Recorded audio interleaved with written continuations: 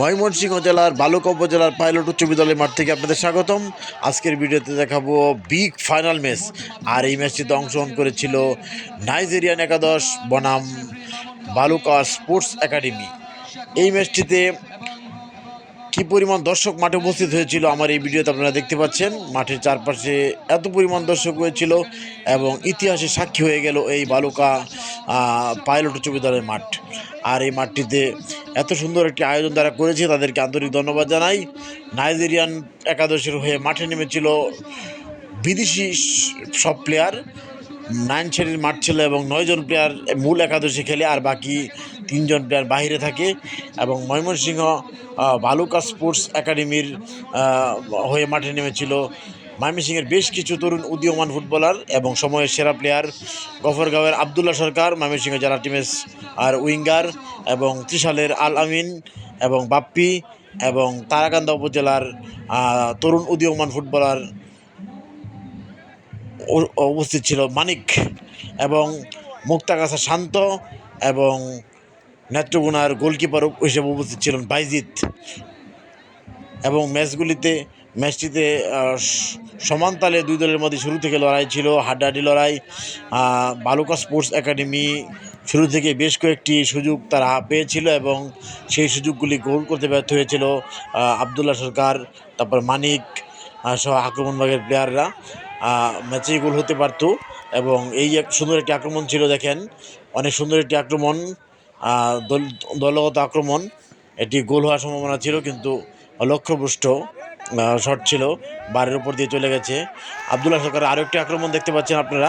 বর্তমান সময়ের অন্যতম সেরা প্লেয়ার ময়মনসিংহ জেলার গফরগাঁওয়ের কৃতি সন্তান আবদুল্লাহ সরকার, আমাদের ময়মনসিংহ জেলা ফুটবল টিমের বর্তমান প্লেয়ার যিনি খেলে যাচ্ছেন, সে আবদুল্লাহ সরকার। এবং তারাকান্দা উপজেলার এবং স্বনামধন্য ফুটবলার মানিক, সেও উপস্থিত ছিলেন আজকে আক্রমণভাগে, সেও খেলেছিল। আক্রমণ পাল্টা আক্রমণ দেখতে পাচ্ছেন। আমি আক্রমণগুলি আপনাদেরকে দেখাচ্ছি হাইলাইট ভিডিওর মাধ্যমে। মাঠের চারপাশে দর্শক, কী পরিমাণ ফুটবল কত জনপ্রিয় খেলা আমাদের বাংলাদেশে, সেটা আপনারা বারবার দেখেছেন এই ফুটবল খেলার ভিডিওগুলিতে। আমরা আপনাদের দেখিয়েছি বালুকা স্পোর্টস একাডেমির প্লেয়ার, এবং প্লেয়ার হচ্ছে বালুকা স্পোর্টস একাডেমির প্লেয়ার হচ্ছে পেস্ট কালার জার্সি পরিহিত, এবং সাদা কালার জার্সি পরিহিত দল হচ্ছে নাইজেরিয়ান একাদশ। নাইজেরিয়ান একাদশের প্লেয়াররাও শুরু থেকে তারা আক্রমণ করেছিল অনেক এবং গোল করার চেষ্টাও করেছিল, বেশ কয়েকটি সুযোগও পেয়েছিল, কিন্তু সেই সুযোগগুলি কাজে লাগাতে পারেননি নাইজেরিয়ান দলের ক্যাপ্টেন এবং সেরা তারকা স্ট্রাইকার জোজো। অনেকগুলি শট আজকে মিস হয়েছে এই খেলায়, গোল করতে ব্যর্থ হয়েছে।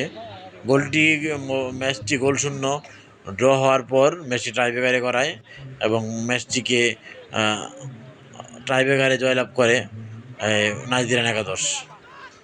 নাইজেরিয়ান বিদেশি প্লেয়ারদের খেলা দেখার জন্য মাঠে এসেছিল হাজার হাজার দর্শক। মাঠের চারপাশে দেখতে পাচ্ছেন কী পরিমাণ দর্শক, ফুটবল ভক্ত, ফুটবল পাগল। বেশ কয়েকটি সুযোগ, আরও একটি সুযোগ নষ্ট করলো আমাদের বালুকা স্পোর্টস একাডেমি। দর্শকদেরকে আমি আবার আমার ভিডিওর মাধ্যমে দেখাচ্ছি, আপনারা দেখেন মাঠের চারপাশে দর্শক, কী পরিমাণ দর্শক উপস্থিত হয়েছিল। ময়মনসিংহ জেলার বালুকা উপজেলার পাইলট উচ্চ বিদ্যালয়ের মাঠে অনুষ্ঠিত হলো এই বালুকা স্পোর্টস একাডেমি এবং নাইজেরিয়ান একাদশের মধ্যকার খেলার শেষে টাইব্রেকারে জয়লাভ করে নাইজেরিয়ান একাদশ, এবং নাইজেরিয়ান একাদশের যারা দায়িত্বে ছিল তারা জয় উল্লাস করছে দেখতে পাচ্ছেন ভিডিওতে। এবং কী পরিমাণ দর্শক হয়েছে মাঠে আপনারা ভিডিও দেখতে পাচ্ছেন আমার এই ভিডিও।